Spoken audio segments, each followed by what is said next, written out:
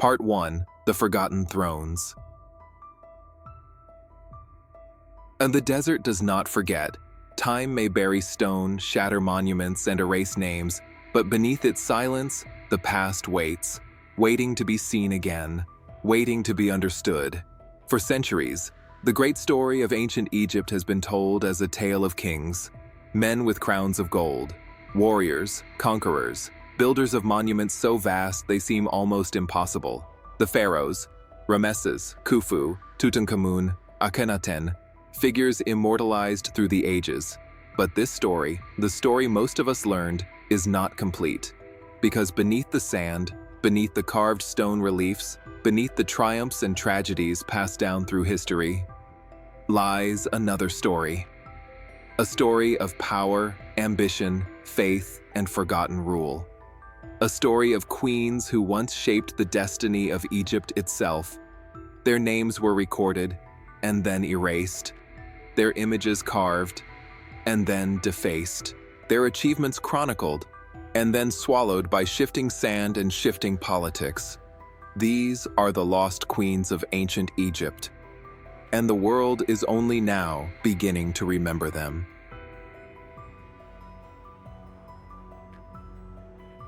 To understand why these women disappeared from history, we must first consider the world they lived in. Egypt was not simply a kingdom of stone monuments and great rulers. It was a world built on an idea, the belief that order, Ma'at, must be upheld.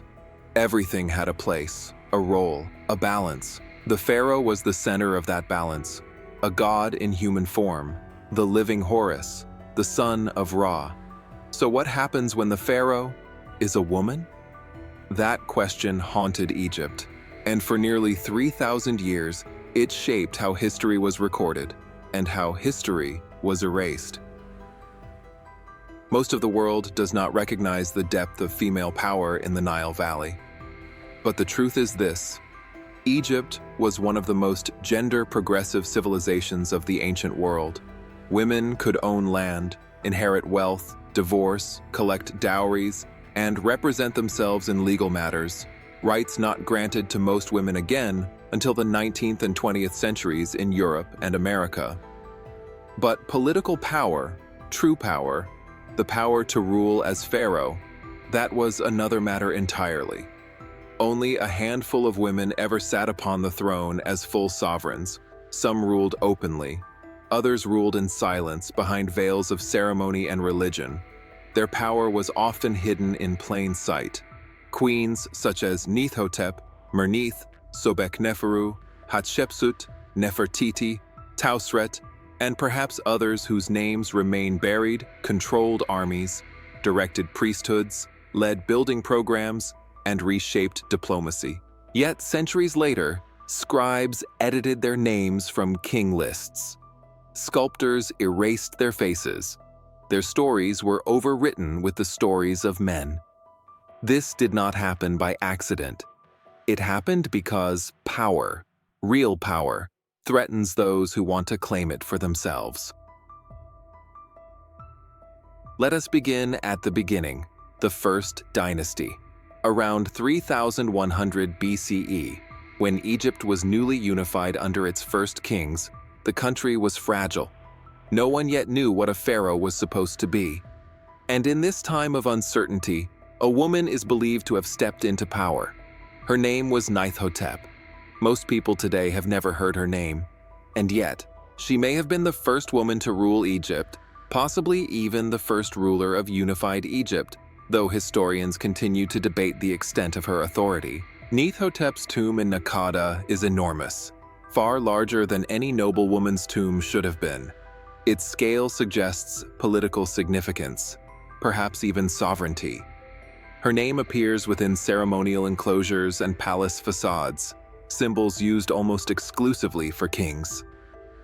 And still, her memory slipped from history. Why?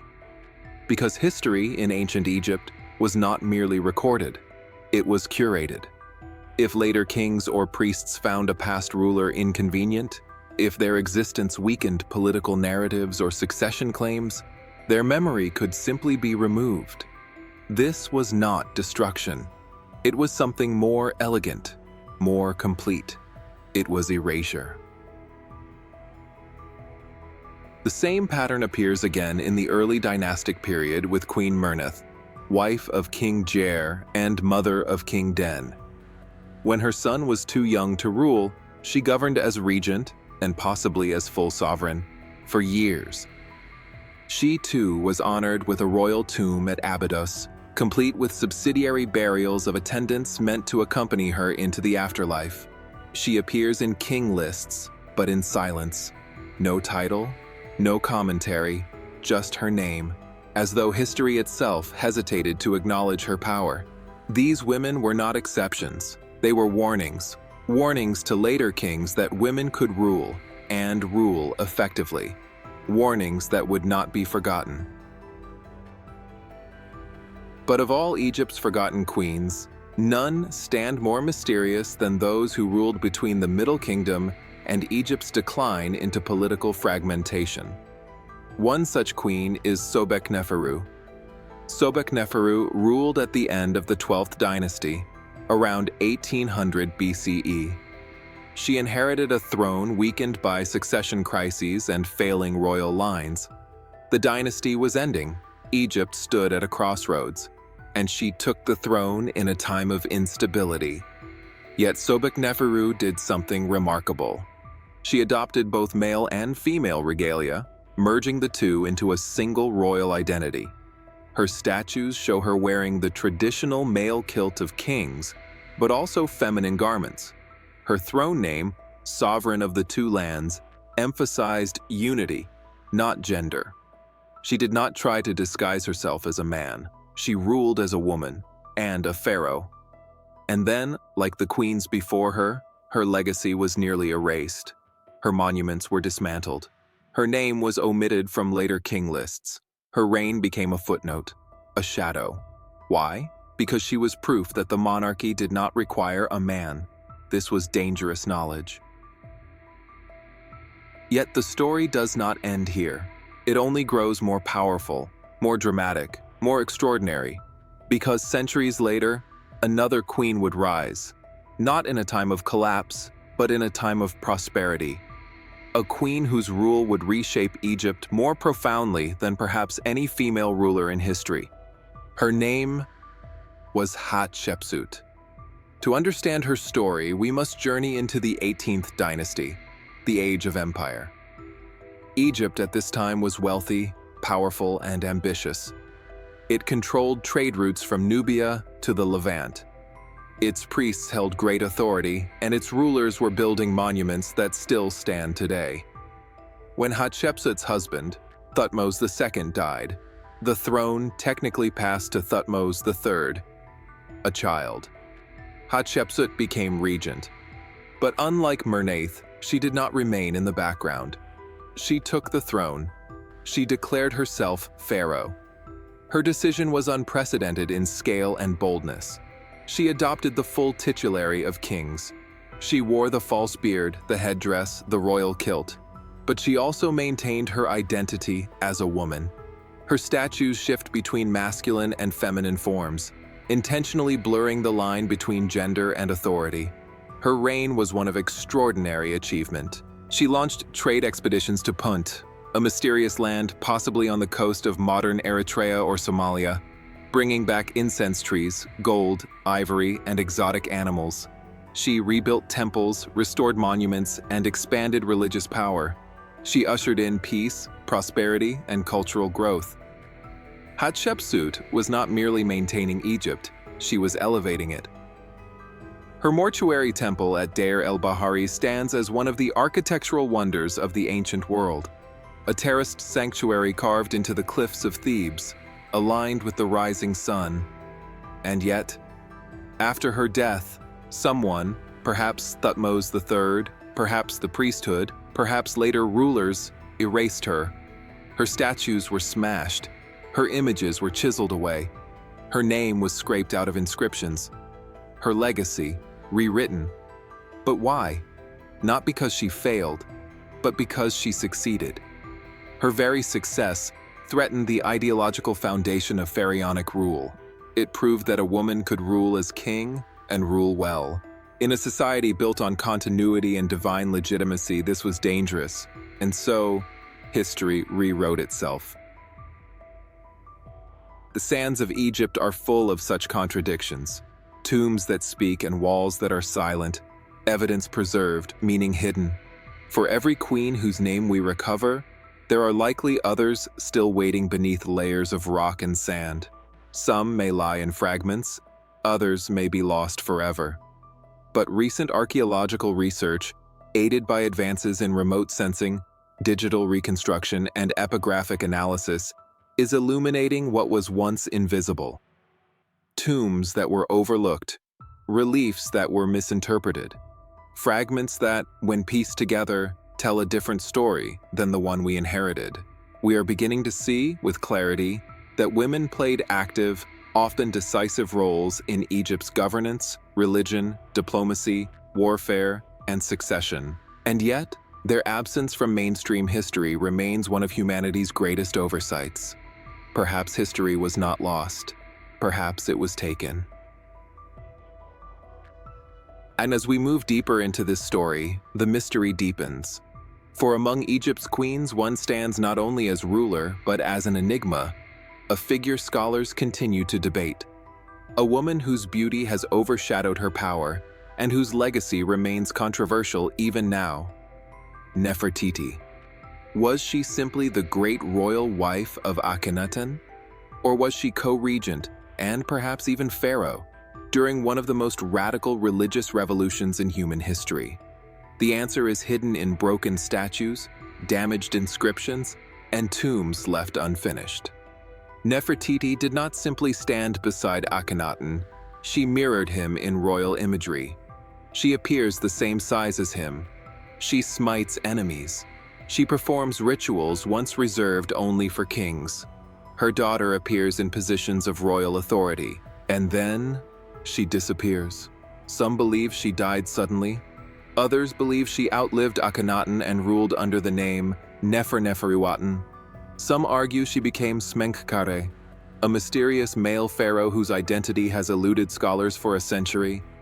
What is certain is this: her power was real, and it was feared, because those who rewrite history only erase what threatens them. And this is only the beginning of the story. Hidden queens, erased identities, powerful rulers buried by time and politics. But the sands are shifting again. New excavations in the Valley of the Kings, CT scans of mummies long believed to be male, DNA analysis linking royal women to lines of succession previously misunderstood, and inscriptions reinterpreted with modern linguistic tools. History is returning, piece by piece, name by name, queen by queen. And now, we go deeper. In Part 2, we enter the world of queens whose legacies remain contested, women whose power was buried so deeply that centuries passed before they were recognized again. We explore how Egypt's political, religious, and cultural systems both enabled and constrained female rule, and why the memory of these women was seen as dangerous. Their story is not merely history, it is a revelation. Part 2. Power behind the throne. To uncover the truth of Egypt's lost queens, we must now enter the hidden chambers of power, the silent courts, the inner sanctuaries of the temples, and the private halls where kings were made and unmade. For in ancient Egypt, politics was never only about armies and crowns. It unfolded in the space between tradition and necessity, between ceremony and survival. And it was here, in these invisible corridors, that the queens wielded their greatest influence. They were not merely wives, not ornaments, not background figures standing beside kings. They were brokers of legitimacy. They were architects of continuity. They were the living link between the human king and the divine throne. To be queen in Egypt was not to stand beside power. It was to be the source from which power flowed. And no structure reflected this more clearly than the great royal wife. The great royal wife was not simply a spouse, she was a sacred symbol, a human embodiment of Hathor, the goddess of beauty, motherhood, kingship, and cosmic order. Through her, the pharaoh was spiritually reborn as a ruler each day. Without her, his authority was incomplete. She selected alliances, she oversaw the palace household, she influenced religious ritual, and she often controlled the upbringing of heirs. But beyond ceremony, her power could be deeply political. A queen's family connections could fortify or threaten a king. Marrying into the royal family was not romantic. It was strategic. Marriage could prevent rebellion, secure the loyalty of priesthoods, or unify rival noble houses. Egyptian queens often came from powerful priestly or administrative families. By wedding these women, pharaohs bound influential factions to the throne. This was not coincidence. This was design. Because in Egypt, kingship was not merely inherited, it was engineered. Let us return to Hatshepsut, whose reign altered the very structure of monarchy. Most documentaries simplify her story to a narrative of ambition, a queen who wanted to be king. But this interpretation does not reflect the religious and political realities of her time. Hatshepsut did not seize power in chaos. She assumed power to preserve stability. Thutmose III, the rightful heir, was a child. Egypt needed continuity. Hatshepsut had royal blood as the daughter of Thutmose I and was already positioned within the priesthood of Amun, the most influential religious institution of the 18th dynasty. The priesthood was a force equal to the military, perhaps stronger. And Hatshepsut understood that the throne could not be held without divine validation. So she crafted her kingship not as rebellion, but as destiny. She commissioned inscriptions claiming that her birth was ordained by the god Amun himself. This was a political act, and a masterful one. Because in Egypt, power was not taken. Power was revealed.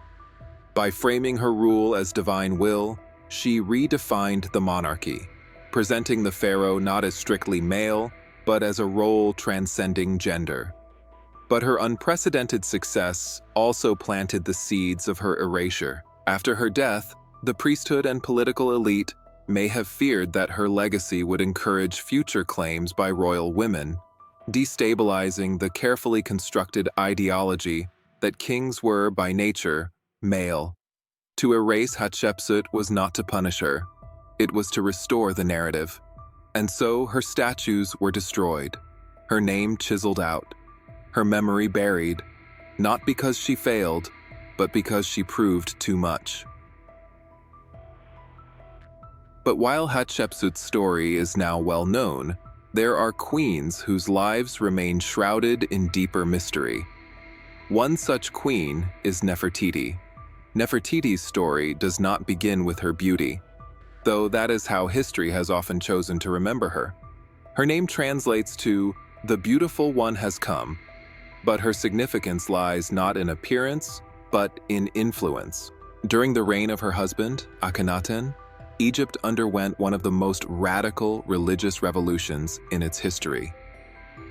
The state religion shifted from the worship of many gods to the worship of a single divine force, the Aten, the disk of the sun. This was not a minor change. This was a dismantling of the entire religious, economic, and political order of Egypt. For centuries, Egypt's temples had controlled massive landholdings, labor forces, and wealth. The priesthood of Amun in particular was extraordinarily powerful, a state within a state. By redirecting worship away from Amun and toward Aten, Akhenaten was not only changing religion, he was shifting power. And Nefertiti was not a passive figure in this revolution. In reliefs and inscriptions, she is shown performing kingly acts. She appears in scenes of ritual offering, a role traditionally restricted to the pharaoh. She is shown smiting enemies, wearing the blue war crown, and participating in state ceremonies as an equal. This imagery was deliberate, symbolic, revolutionary. Nefertiti was not only queen, she was co-regent. Some scholars now argue that after Akhenaten's death, Nefertiti continued to rule, possibly under the name Neferneferuaten. Others argue she became the enigmatic ruler Smenkhkare, whose identity remains one of Egyptology's most debated mysteries. The evidence is fragmented, inscriptions scraped away, statues shattered, names replaced, a familiar pattern. When the traditional priesthood regained control under Tutankhamun's advisors, the Aten revolution was systematically undone. To restore stability, the regime needed to erase the memory of the religious upheaval and the woman who had helped enact it. Thus, Nefertiti did not simply disappear. She was removed. Her story is a reminder that history is rarely lost by accident. It is obscured by design. Yet Nefertiti was not the last queen to command the state. At the end of the 19th dynasty, during a period of political fracture, another woman rose to power, Queen Tausret. Tausret served first as queen, then as regent for the young king Siptah. But as rival factions within the palace and the army struggled for control, Tausret assumed full kingship, adopting the royal titulary and ruling as pharaoh. Her reign, however, was not peaceful. Her time on the throne coincided with internal conflict, economic strain, and external pressure from foreign powers. Egypt's golden age was beginning to fracture. When Tausret died, her political opponents seized control. Her monuments were defaced, her memory vilified, but the pattern remains the same. A woman rises to power when Egypt requires stability. She rules effectively. She threatens the narrative of male continuity. Her legacy is erased. This is not coincidence. This is systemic. But these queens did not act alone. Their power rested upon alliances, particularly with the priesthood and the spiritual world. Religion was the core of kingship, and queens, as priestesses and ritual officiants, had the power to legitimize or delegitimize rulers. The most influential ritual role held by royal women was that of God's wife of Amun, a title combining religious authority and political power. The woman who held this title controlled temple estates, wealth, labor, and the ideological heart of Egyptian kingship. Through ritual, she connected the pharaoh to the divine world. Without her ceremonial endorsement, a king's authority could be viewed as incomplete. This position became most powerful during the Third Intermediate Period, when Egypt was divided, both politically and geographically. While kings struggled for territorial control, the god's wife of Amun controlled the wealth of Thebes. In some eras, the god's wife held more real power than the nominal king. And so, once again, we find women not only participating in governance but shaping it, subtly, strategically, often invisibly to the untrained eye. Their power was not always loud, but it was absolute. Yet no queen has captured the world's imagination like Cleopatra VII, though her story has often been misunderstood. Cleopatra's fame is wrapped in myth. The seductress, the temptress, the queen who brought down Rome. These narratives were not written by Egyptians. They were crafted by Roman historians, the victors, who had every reason to distort her legacy. The real Cleopatra was a scholar, strategist, and polyglot, fluent in Egyptian, Greek, Arabic, Aramaic, and possibly Nubian dialects. She studied mathematics, astronomy, philosophy, and medicine at the Library of Alexandria. She was the first ruler of her dynasty, the Ptolemies, to speak Egyptian. She aligned herself not with foreign power, but with the Egyptian people. Her alliances with Julius Caesar and later Mark Antony were not romantic indulgences. They were diplomatic survival strategies as Rome expanded across the Mediterranean. Cleopatra did not fall because she was weak. She fell because Egypt stood against the largest imperial force the world had ever seen. Her defeat marked the end of pharaonic Egypt, the closing of a 3,000-year history. And yet, even in defeat, her influence endured. Cleopatra became legend, but her story also marks something deeper. The last chapter in a millennia-long history of women who held power in one of the ancient world's most enduring civilizations. And now, the sands are shifting once more. In recent years, archaeologists have turned their attention not to kings, but to the women who stood beside them, and the women who ruled in their place. Infrared satellite imaging is identifying lost foundations. Ground-penetrating radar is revealing hidden chambers. DNA sequencing is rewriting royal lineage. Facial reconstruction and CT scanning are identifying previously unknown mummies as female rulers. We now know that several mummies long assumed to be men were women. Queens buried in the trappings of kings. Their identities disguised even in death, by history, by politics, or by both. One example is the mummy known as KV 35YL, the Younger Lady, discovered in the Valley of the Kings. DNA has since confirmed that she is the mother of Tutankhamun, and likely the royal woman Ankhesenamun, daughter of Akhenaten and Nefertiti. For decades, she was simply a mystery mummy, unknown, unrecorded, unnamed. Yet she was a queen, and her silence was not proof of insignificance. It was proof of how deeply her story was buried. As we move closer to the present, one truth becomes clear. History is not fixed. It is fluid, alive, changing as we uncover what was lost. The sands of Egypt are not graveyards. They are vaults. And the women who once shaped an empire are not gone. They are waiting to be recognized, waiting to speak again. In Part 3, we explore the modern rediscovery of Egypt's lost queens, the excavations, the scientific breakthroughs, the ongoing searches, and the politics of memory. We journey into the Valley of the Kings, into sealed tombs, forgotten chambers, and unmarked graves.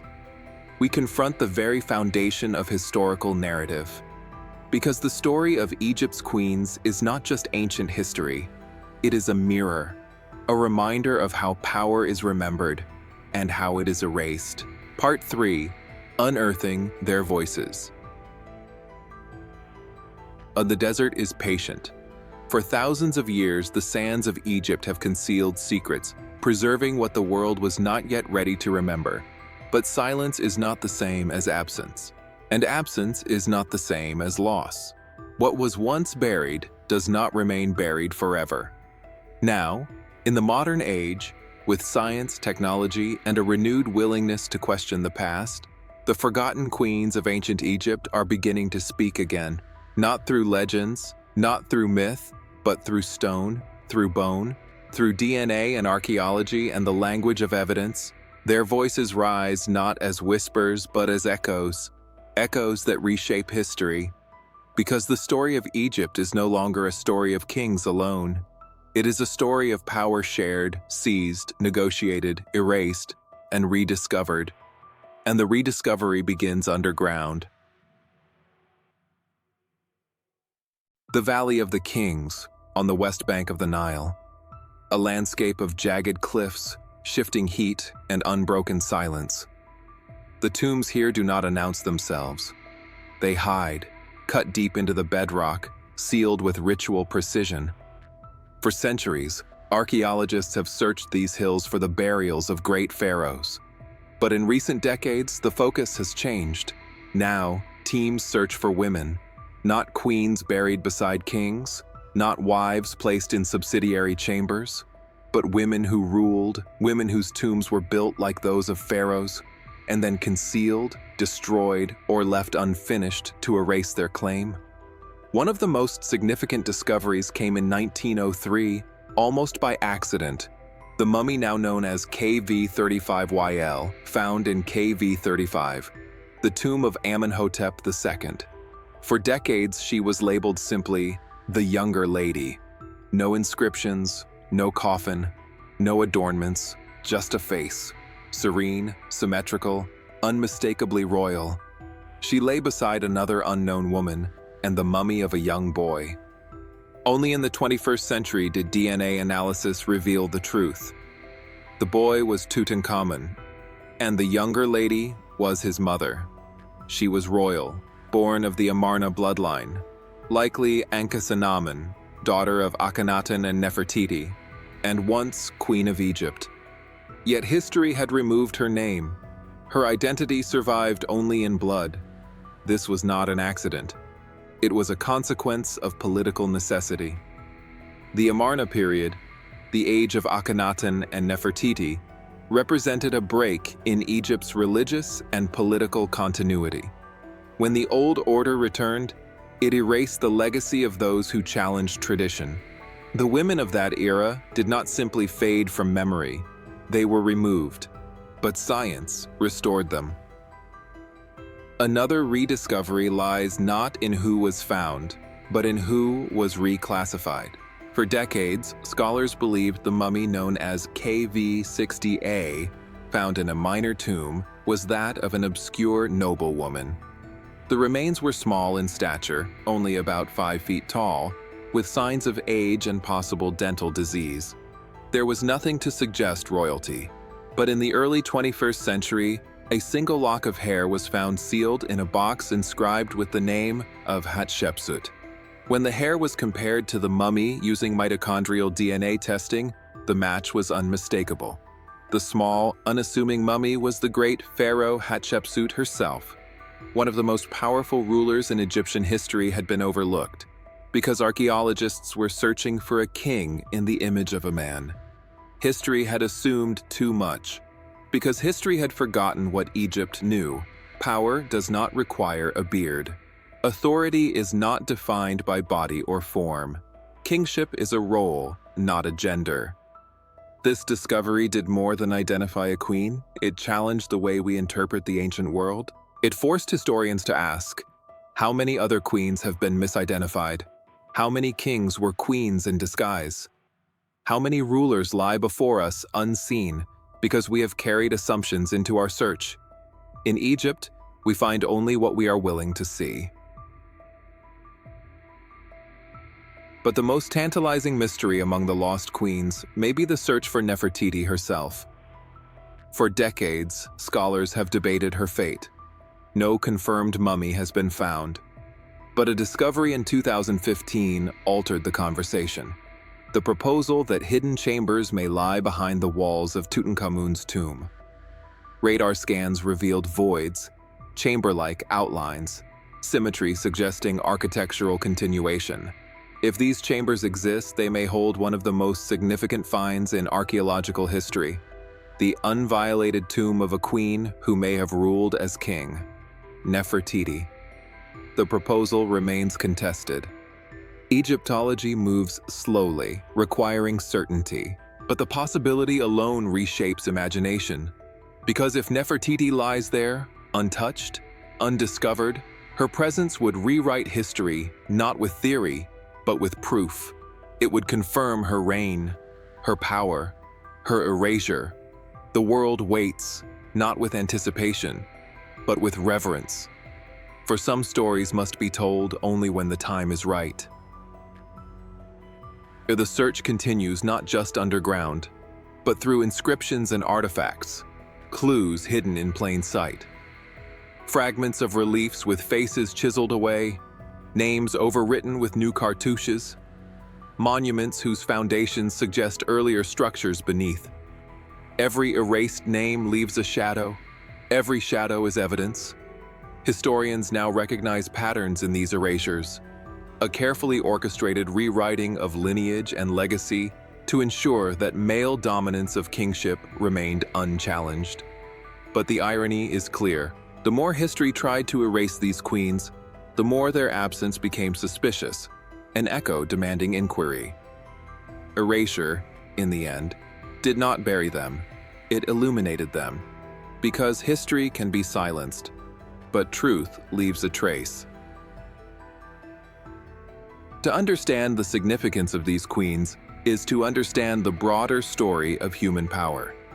Ancient Egypt was not a world without hierarchy or restriction, but it was a world in which women could, Under circumstances of legitimacy, succession, religion, and necessity, step into the highest office, not as exceptions, not as anomalies, but as rulers in their own right. Their existence is evidence that greatness is not defined by gender, but by circumstances, and by the will to act within them. They were strategists, diplomats, generals, priestesses, regents, pharaohs. They built empires. They protected dynasties. They shaped religion. They commanded armies. They restored order. They defied expectation. Their legacy is not one of fragility. Their legacy is one of power. Power so great that later generations felt compelled to hide it. And now the sands shift once more. Every year brings new discoveries, new excavations in the Valley of the Queens, new DNA analyses on unidentified mummies, new inscriptions reinterpreted, new technology revealing what stone alone cannot tell.